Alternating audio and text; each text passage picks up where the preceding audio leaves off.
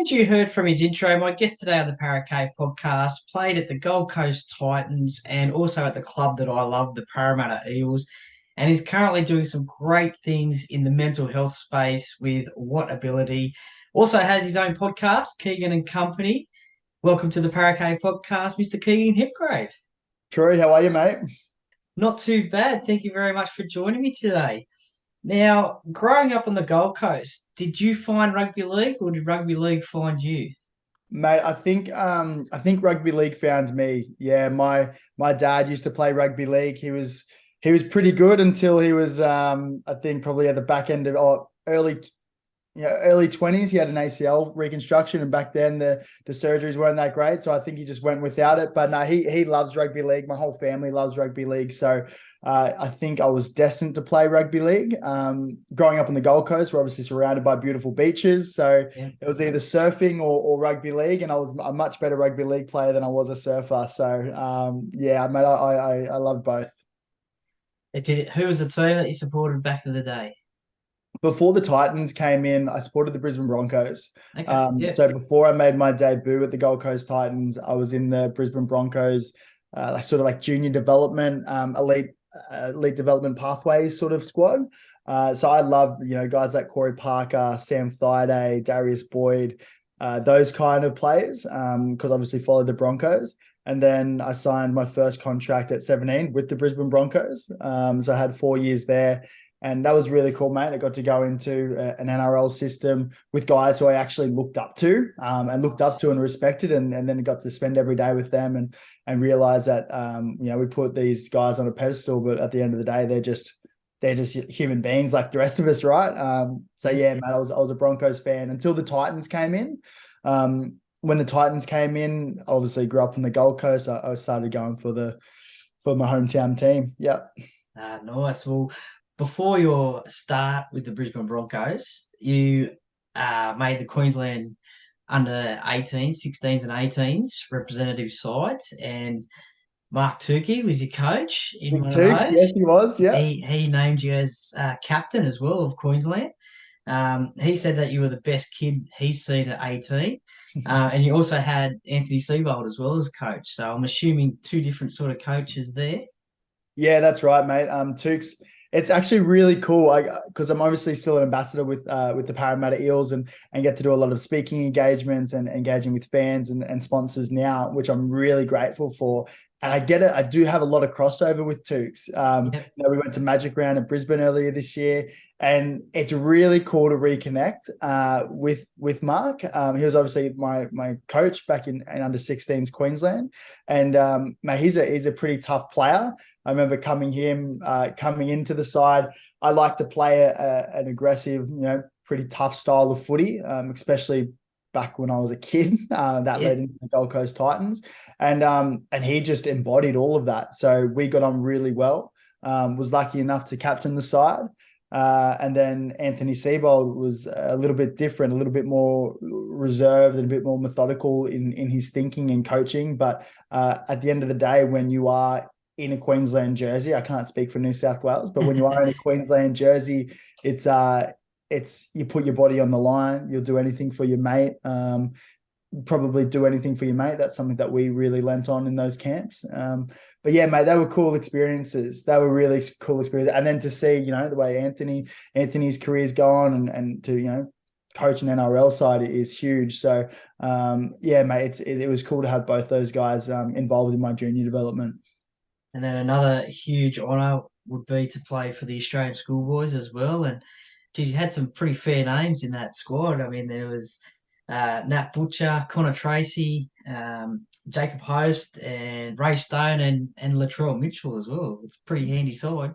It was cool, mate. Yeah, that schoolboys trip was the playing the Australian schoolboys was my goal from when I was a kid, right? Like I Okay. could Yep. see, you probably would see it as well. You see, or you look back on old schoolboys teams and look at the guys who went on to play in the NRL. It's pretty much like if you can make the Australian schoolboys side, you're on a good track to play NRL. And I Yep. think something like 20 out of the 24 guys that played in my Australian schoolboys team went on and played NRL. You Yeah. spoke Wow. guys like Matt Butcher, who was one of my best mates in the camp, Latrell Mitchell, Connor Tracy, Jaden Brayley. Like these guys who, you know, are going on and having amazing careers.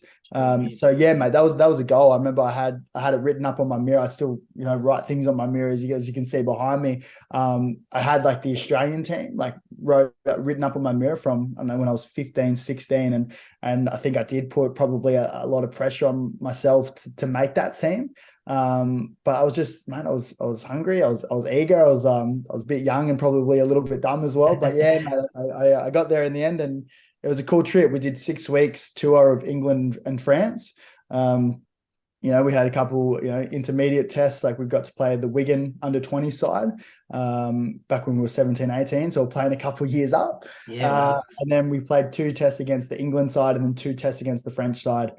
So mate, that was a wild experience. It was really cool. Yeah, for sure. Well, we see yourself now in the mental health space, and we've seen in the last couple of weeks Latrell copping a little bit of heat in the media, um, and not only in the media but from fans as well. What sort of an impact do you think this is having on Latrell's mental health at the moment? I'm not sure. Like, I mean, I haven't spoke to Latrell about it. I think he's probably been through this type of stuff, you know, multiple times now. Yeah, You know what I mean? Like it's so tough for a player to not feed into this type of stuff. Like when I was playing, I was like, I didn't really have, I don't think I was that high profile. You know, I think I flew under the radar pretty well. But guys like Latrell who are role models and icons in this space, like I don't see how it's fair for, you know, fans who, you know, I get it, I get they're passionate, but I just don't think it's fair for them to take their own, you know, take their own stuff and put it out on social media. And mate, to be honest, like the guys who play footy, they're just normal people at the end of the day. Like they're not superhumans. They feel the brunt of any scrutiny just as much as anyone else. yeah, So I don't think it's fair, to be like, to answer your question. I don't think it's fair. I don't know how Latrell's acting. I don't know how he's taken, you know, this on board. But mate, it's just the way it is, and I suppose it's what we sign up for. Probably at the end of the day, it's what we sign up for. You know, we are in the public eye, and we are, we are seen to be doing some certain things. So yeah, mate, he's involved, and yeah, I'm not too sure how he's reacting, but I like at the end of the day, like from where I come from, I'm obviously the boys first. I hope that he's going well with his mental health because mate, it is important at the end of the day. yeah, definitely. And we wish him all the best as well. Moving forward, now as you said before, you started off with the Brisbane Broncos in their NYC sides, and then you signed with the Gold Coast Titans, and you make your debut in round 26 of the 2017 season against the Roosters at the old SFS. What stands out for you, and was first grade everything you thought it was going to be like? Yeah, it was like after making the Australian Schoolboys, that was my first major goal. And then the second major goal was playing in the NRL. I signed, like I said, I signed my first major contract at 17 with the Brisbane Broncos. I went through probably a string of injuries. I ended up tearing my hamstring about 5 times when I was 19 years old. Yeah, wow. Obviously, yeah, it ties into a bit of got some traits like resilience after stuff like that. But mate, that was tough. Like it was, yeah, I always say like if it were, you know, when I was 19, obviously young and, you know, pretty impressionable young kid, just like was so eager to play in the NRL and just wanted to do everything. And I probably rushed my return back when I was doing my hamstrings because I wanted to play in the Australian under-20 side. I was 19 years old. I thought I was going to make my NRL debut in that year, or if not, if I was 20. But anyway, I had a string of hamstring tears, and then probably realized that the Brisbane Broncos had a really good side, and probably realized that I probably wasn't going to make my debut in the next couple of years. I was behind a few crew, and to be honest, mate, probably just a little bit impatient. If I had my time back, I probably would have done a few things differently. But I was probably just a little bit impatient, and I saw an opportunity at the Gold Coast Titans to play in the NRL, and had conversations with the club, and this was mid-year, so this was mid-year 2017. And I thought, wow, this could be a really cool thing. Like I grew up on the Gold Coast, so going back to the Gold Coast to make my debut could be a pretty cool thing to do. And so I did. I went back to the Gold Coast Titans. I I got my hamstrings right. I was back playing grade. I was back surfing with mates. I was back playing footy with Life was guys good. I went to school with, like like Kane Elgey and Carl Lawton, who's a really good friend of mine, and then also guys who I looked up to, ex Palm Beach guys like Kevin Proctor and Ryan James and those type Will Matthews, these guys who have had great careers. So I was back enjoying myself. Like I was really, and I was playing really good footy. And then mate, I got to make my NRL debut at the end of last round of the season. I think I was only supposed to play 10 minutes at the back end of the game or either side of halftime. And I ended up playing like 60 minutes, just Wow. purely Nearly a due full to game. injury. Yeah, it was a cool game, mate. I remember coming up against Jared Hargraves, and still to this day, he's one of the hardest men that I've had to play against. I remember just being young and competitive, and probably a little bit of a chip on my shoulder. I'm just going to go out and bang and try and put some big collisions on and to take some big runs. And Anthony LaFranchi was actually our he was like our PDM, like player development manager, and he sits on the sideline and he said, Keith, like whatever you do, like don't blow out too early because we might need you later on. So I end up, and I just took it on board, but I still went hard. And mate, I actually got suspended that like my first game. I put a late shot on Jake Friend, and so my first NRL game, I think I got like a match suspension. So pretty much summed up my NRL career as well. Well, the next year against the Rabbitohs in round 14, you mentioned before, bit of aggression, bit of competitiveness. You got sin bin twice in that game. What happened there? Was that just the competitiveness and the aggression?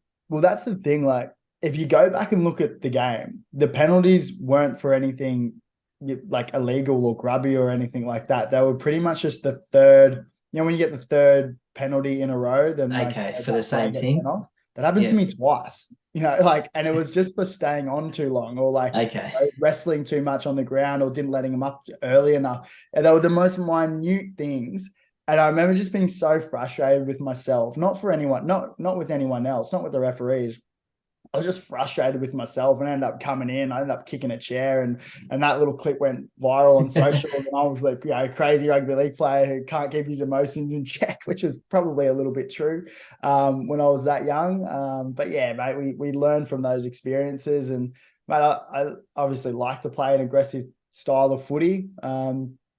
Probably to my detriment a little bit now with retiring from concussion. But I like to play aggressive style of footy. All my coaches growing up, they encouraged that. So I would listen to guys who I respected, all the guys who I looked up to played an aggressive style of footy. So guys like Corey, not Corey, well, obviously Corey Parker, but guys like Paul Harrigan. Paul Harrigan, he's a really good friend, like family friend of mine. We go holidaying every year together, and he's not only one of the best players in the NRL, right? Captain, the New South Wales team, captain the Newcastle Knights, played in the Australian team, was respected by everyone. Yeah. But played a really aggressive style of footy. Like I remember that you probably know when him and Mark Carroll. Mark Harrell did the run off and then they both knock each other out. I remember always visualizing that, and he was someone who I looked up to, because he was an aggressive style player of footy, and I really liked that. But he was also the best bloke off the field. Like people and everyone I speak to, like all of my family friends, all of my grandparents, friends who knew the Harrigans really well. He's the best bloke in the world. Like he would come over and play touch footy with us on the sand for hours on end. We go up to the Crescent Head Country Club and he'd, would be looking after me and some of the other boys, and we'd be trying to wrestle him. And he's just, he's just the best bloke. So I had a lot of respect for him.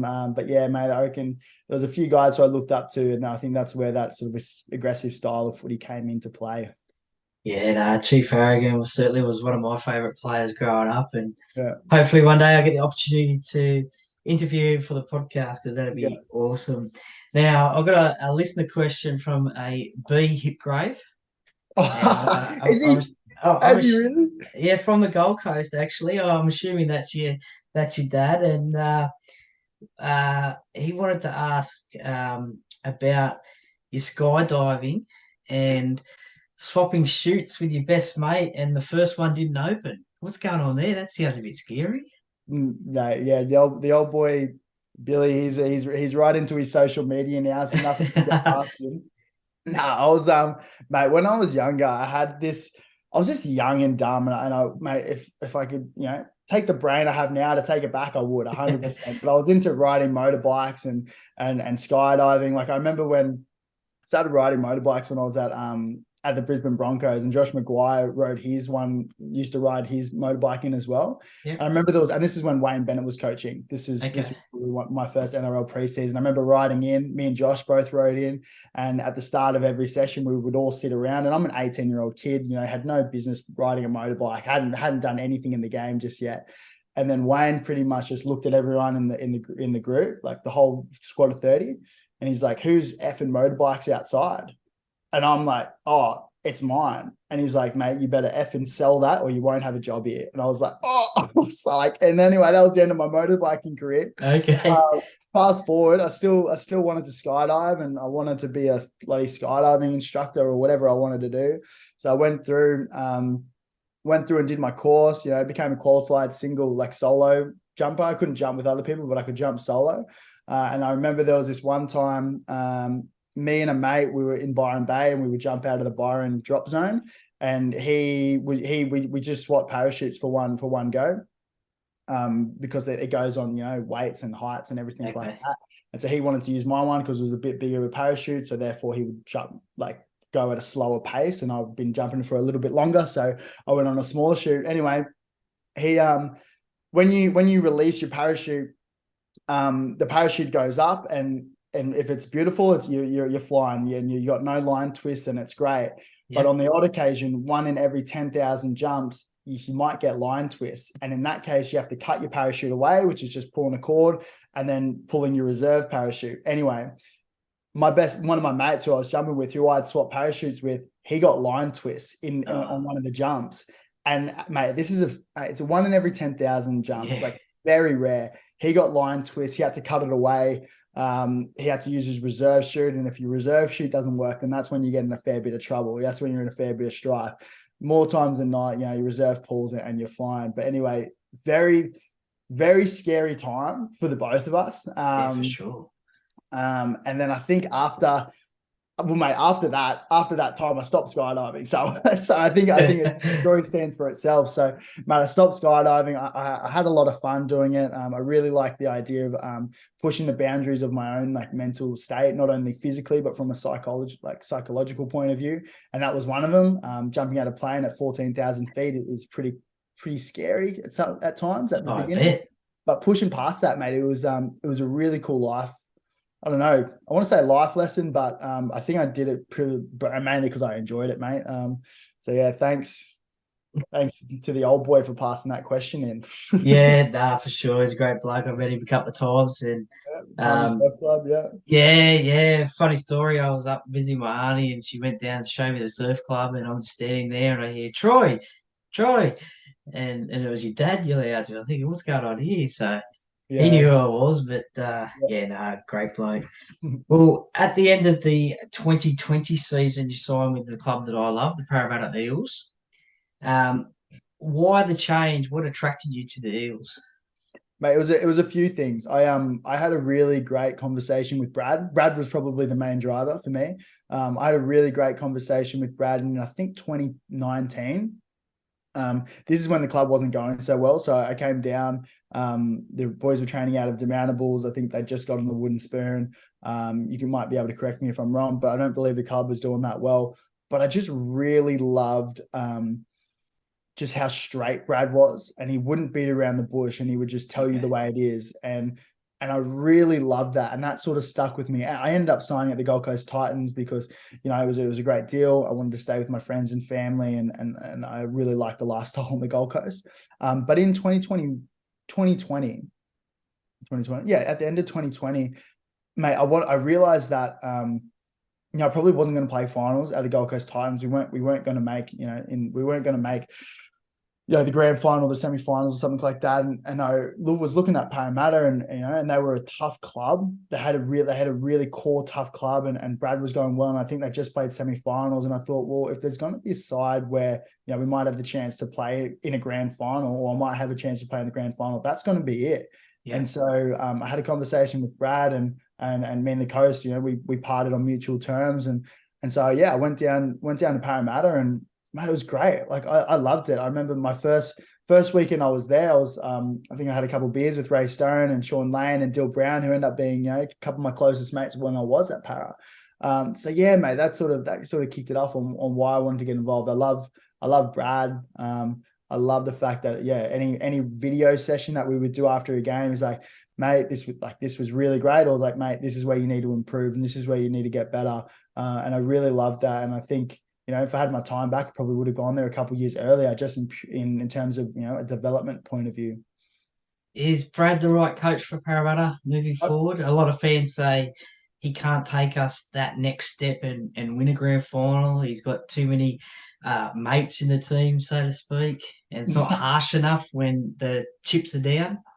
Mate, if anyone's in the side, or if not harsh enough, mate, Brad is pretty much as harsh as you can get. Like, he will tell you how it is, and it's constructive, and he does it because he cares. Like, he cares about the side, and that's why he does it. So yeah, 100%. Like, mate, not many coaches can say they've gone into a final series for the last couple of years in a row. To go into the grand final last year is huge, mate. And then to play semis the year before that, like it's impressive. It sounds like the guys are pretty harsh, to be honest. The people who are riding in, but no, mate, I'm a fan of Brad. I think Brad can take him to the next level, 100%. Yeah, well, let's hope so for sure next year now, but yeah, that's okay. Now, 2021 is a strange year. The comp ended up in Queensland due to the pandemic, and the Eels play the Panthers at Gold Coast, your home ground, ex-home ground. And you suffer your career-ending concussion. Do you remember anything about that game at all? Or have you only seen like replays, obviously? I've seen replays, mate. And I want to say I remember, but I just don't think I do. I just I can't. I guess the probably honest answer is no. Like I don't remember that. Just for context, I had 6 months, out with concussion in 2019, which turned to 12 months when the season went into the COVID lockdown. So I had 12 months off of playing footy, and then came back, for the 2020 came back, played the whole season with the Gold Coast Titans before coming back to the Parramatta Eels. And mate, I was hungry to play. I was hungry to play grade. I was hungry to play semis. I was in a really good side at the Parramatta Eels with some great players, and that was I don't need to tell you guys what kind of players we got there, but in the forwards it was a tough squad to make. And mate, I'd be happy just to be on the bench, to be honest. Just we had Ice. Ice was playing, Regan Campbell-Gillard, Junior Bolo, like these guys were insane, and I really learned a lot from them. But yeah, to answer your question, mate, I don't remember that last game. I had 3 probably big concussions throughout that season. Was very, had 3 big concussions and then probably a few smaller ones that, sort of go under the radar a little bit. And in that last one, if you've seen the footage, I went to jam on Tavita Pangai on the line. We were defending our try line, and he's a big boy. I just came off second best, mate. And end up having that whiplash and head hitting the back of the ground. And for me, it was obviously was out cold. If you ever see the footage, I was out, and they got me up and walked off. And I thought going back into the sheds, obviously I was a little bit rattled and a bit of a headache, but I thought, I'm actually just a head knock. I got away with it all right. And then after that was probably when I started to notice the symptoms of the concussion. I thought even the next day I was like, I got a headache, but pretty standard. I watched the footage back and I was like, pretty solid knock. So that'll be all right. And then a couple of days go past and I realized I'm not going to play the semi-final. Like that's a probably pretty fair thing to do. So I think my season was done. But mate, the symptoms just started to hang around. I probably had a headache for the next 2 months afterwards. Okay. When you get 3 big concussions, you got to go back and see, independent neurologists and stuff like that. So I had to go back and do the checks. These are the checks that I did back in 2019 when I had 6 months off. Went through, and then obviously, like, when with these tests with the neurologist, it's a whole day of testing. It's not just like how are you feeling? No, it's a whole day. Yeah, for sure. And then you go through literacy, numeracy, problem solving, reaction times with the neuropsych, and there's like a bunch of little tests that you can do. And then I was telling him my symptoms. Like, my symptoms were emotional irritability. So I'd be really happy and then really sad, and then my having problems with my memory. I was forgetting a few things. I had the headaches. Even when I was trying to get back and train with the boys at the end of the season, I couldn't even run without getting a headache. I try and do like a light run or a light gym session. I couldn't even get through that. And then even when I did get through that, I would just go back to the room and sleep for the rest of the afternoon. So these were the type of symptoms that I was feeling. And then I went and spoke to the neurologist, and we did all the tests, and he pretty much came back. He said in his professional opinion that I should medically retire from rugby league, which was obviously, man, it's a pretty tough thing to hear. I love rugby league. Yeah. I love rugby It's your league. life. It's what I've been doing since I was 8 years old, professionally since I was 17, and so that was a tough conversation, and I was having conversations with my partner at the time and my family, and I wanted to, but to be honest, mate, I agreed with the neurologist. I agreed that, mate, I love rugby league, but I want to be good when I'm 40 and 50 and 60 years old, and when I have kids, I want to be there for them one day. So yeah, he recommended it, and I agreed with him, mate. Yeah, to answer your question, yeah. So a really easy decision in the end. Well, mate, that's the thing. It's like easy but hard sort of thing. It's easy but hard. Like, I could see it, and like, mate, to be honest, I don't regret it. Like, I don't regret it at all. There's probably one time in the last 2 years where I thought, hey, did I make the right call? Could I go back and play? That was when Origin 2022 last year, when I had a lot of mates who I played footy with was going on to make their State of Origin debut. So guys like Paddy Carrigan, Ruben Cotter, Harry Grant, Kalen Pong had been playing for a couple of years. These are guys who I grew up with, right? I look at the State of Origin side now, back in the 16s and 18s, a lot of those guys went on to play. And these are really good friends of mine. And I thought, well, maybe I could get back, and maybe there might be a chance that I could play. But then all the stuff happened with Paul Green. Paul Green, I don't need to talk about that too in depth, because I think a lot of us would probably know. But mate, that stuff scared me, and I thought, well, the whole reason why I stopped playing was so that I was right in the future. So mate, ever since reading into that, I didn't want to come back and play at all. Like, I miss the being around the boys. Don't get me wrong. I miss that competitive atmosphere and that competitive environment. But I don't regret playing. I almost look at the boys, having big collisions now, and it gives me chills. I don't think I've got that in me anymore. That's fair enough. Well, when you were forced to retire medically, did you have any idea about what you were going to do post footy, and how did what ability come up? Yeah, mate. Yeah, so that's a good question. When I was going through my NRL career, my parents were really big on having a plan B, right? So I did a Bachelor of Business. I was halfway through my MBA at the time, and I tried a lot of different things when I was in footy, just like dipping the toe in. So, I learned how to make coffees. In the 2020 season, there was a bunch of us boys, myself, Sean Lane, Tom Opacek, Ray Stone, Regan Campbell. We all went and got our barista license. Okay. We all Interesting. to make coffees. Yeah. We're still terrible, mate. We're still making terrible coffee. But I would just try things. I would be on working construction sites or laboring or like a mortgage brokerage. I just try a bunch of things just because, I recognize that there's going to be one day where I'm not going to be playing professional footy, and realizing what you don't want to do is just as important as realizing what you want to do. Well, that's the way I thought about it. But mate, I did all that stuff. And then even when I was medically retired, I still didn't know what I wanted to do, to be honest. I wasn't sure. I thought maybe I'll go down the firefighter route. I applied for that. I was halfway getting through that. And then I caught up with a good friend who I went to school with at Palm Beach Currumbin, Steve Dresler.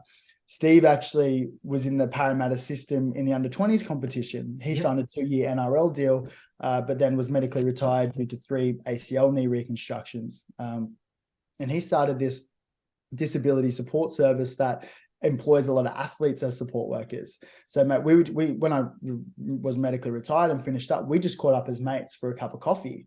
And he's like, well, mate, what are you doing now? And I thought, oh, I'm going to go down this track. And he said, well, why don't you come do a day with us? Like, come see what we do. And we take people with disabilities out into the community to just have fun. And I did a day and I really enjoyed it, mate. I really loved it. And it tied into my way of helping people with sport. So yeah, I did that. I got to, obviously we employ a lot of athletes as support workers. So they asked me to come on full time and to build like an athlete program. So I, do presentations to a lot of AFLW, NRLW, netballers, development guys who are not on that top tier contracts yet. So we give them flexible employment.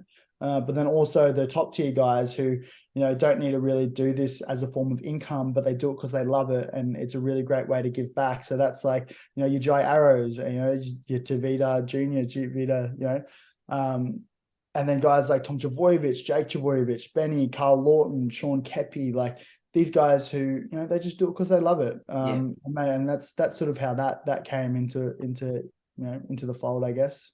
Nice. And now you've got your Keegan and Company podcast as well. It's only just started up, 4 episodes in.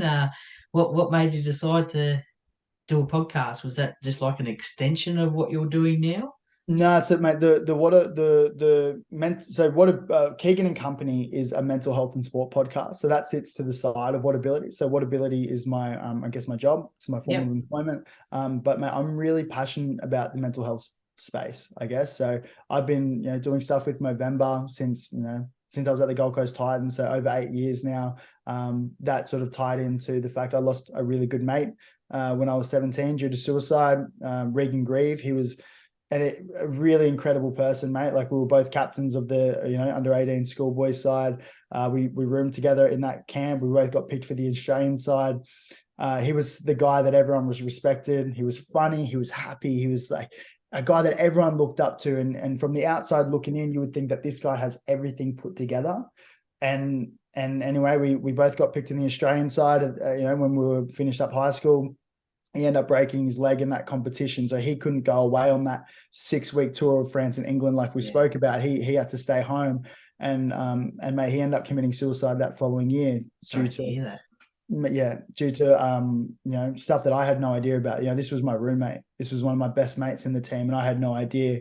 So after that I got that phone call on Australia Day 2015, I thought, mate, how can a guy that has everything together, how could he take his own life? Like I just didn't understand it, mate. And to be honest, I suppressed that, but internally I wanted to be that guy who my mates could talk to.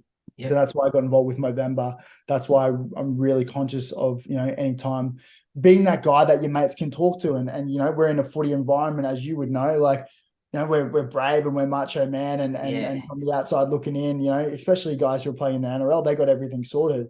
But man, that's not the case. Where guys are just humans and girls are just humans like everyone else. So I thought, I want to do a deep dive into mental health, and I want to do a deep dive into psychology and brain health. And I thought, well, what's the best way to do that?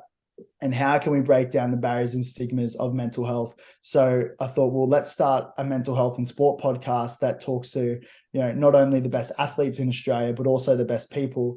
And if they can be seen being vulnerable, and if they can be seen having these tough conversations, then it makes it okay for guys like you and me. Whereas like, well, if they're going through that, so can I, and I can have that conversation. And mate, the response we've got is incredible. We've only done 4 now. And I haven't even lent on, the rugby league circles. It's all sports because we all deal with it. So, mate, I will be obviously leaning on NRL because a lot of my mates play in the NRL. Yeah. Mate, the goal is to, have these conversations and hopefully break down the barriers of having a conversation and, check in with mates. And if you can, you see your mate having a hard time, like catch up for him with a coffee or like, mate, the amount of messages that I've got where it's like, mate, I went and saw the psych for the first time today, like normalizing that conversation. Like why is there a stigma around going and seeing a psychologist? Like when the mate tells me that I'm going to go see a psychologist, I was like, mate, that's great. It's like you're going to a physio, you're going to a dentist. Like there shouldn't be any dramas with doing that kind of stuff. So mate, we're fresh. Keegan and Company is fresh, but it's something that I'm really passionate about. I'm going to go do my postgraduate in psychology at the end of this year. which will be really fun. And you have a really core foundation knowledge of the brain. And mate, I'd love to do a deep dive into brain health, Okay, because yeah. obviously, with the concussion Yeah, background as yeah. well. So, mate, that's how it sort of kicked off. And yeah, I'm excited for it going forward. Well, listeners, after this podcast, check out Keegan and Company and have a listen to that one on Apple and Spotify. Um, yeah, no, it's a great listen. We'll wrap things up with the set of six, the personality sort of questions. Outside of rugby league and probably surfing, I guess. What's your favourite sport? Favorite sport. Mate, I've been doing a lot of jiu-jitsu training actually, to be Okay, honest. It's a great way to get that competitive atmosphere without getting hit in the head. So yeah, but I've been doing a lot of jiu-jitsu. I'm actually about to go to jiu-jitsu at the training this afternoon. So yeah, okay, yeah. probably jiu-jitsu. Ah, nice. Is there a chance of representing at a higher level? Yeah, well, mate, I've done two competitions actually. So I did two competitions, one a couple of months ago, and then one earlier on this year. So yeah, got the gold for both of them. Just in the Okay, white belt, I'm only yeah, fresh. So yeah. but yeah, it's a great way to learn. It's a great way to test myself. But yeah, I reckon I'll do a deep dive into Dewey over the next couple of years. Yeah. Ah, nice. Oh, all the best with that one. Now, favorite holiday destination? Mate, I just got back from Italy a couple months ago, so I did a month over there, predominantly solo, but I caught up with some friends and family over there, and mate, I was in Italy for a good week. So at the moment, it's Yeah, probably Italy. Yeah, yeah, yeah. yeah. Nah, it's on my list as well to get over there. Um, well, who would be the most famous person you'd love to meet and have a chat with? Most famous person. For your podcast, perhaps, maybe. Oh, yeah, actually, yeah. Who would you like to meet? Someone that you've never met before. I don't know, mate. There's so many. Like, there's so many. Mate, probably someone overseas, probably like a Tom Brady or like a LeBron, Okay. probably like a LeBron James. Yep. Yeah, I feel like those guys operate on a different level, and to have the chance to spend an hour with them on a podcast, that would be pretty cool. Yeah, definitely. Which three former, we say Gold Coast and Parramatta players, wouldn't you want to be stuck on a deserted island with and why? Um, Nathan Peets, Parramatta and Gold Coast Titans player. Yeah, good combination there. He's good comment. He's the biggest pest. Love him to pieces, but he's the biggest pest. So I couldn't live on a desert island with him. Um, I feel like Ray Stone, while I love him and I was rooming with him in Para, I feel like he just want to wrestle and he just want to, fight the whole time. So I couldn't That'd do be it. handy for your jiu-jitsu. And mate, actually, he does a bit of mixed martial arts as well off to the side in off season. So Okay. he'd actually, be a good training partner. And one more, I'm not sure who would be.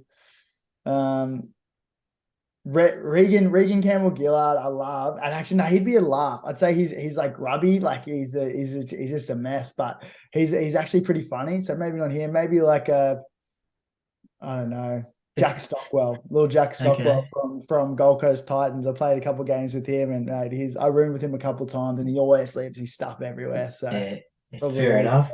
Yeah. What's your specialty dish in the kitchen or on the barbecue? Mate, if I could do like a rack of lamb with crispy potatoes and a Greek salad, like that's me. I could have that Beautiful. that's my death day meal. Nice. And the last one, who's your favorite musician or uh, band or solo artist? Favorite. Oh mate, there's so many. There's so many.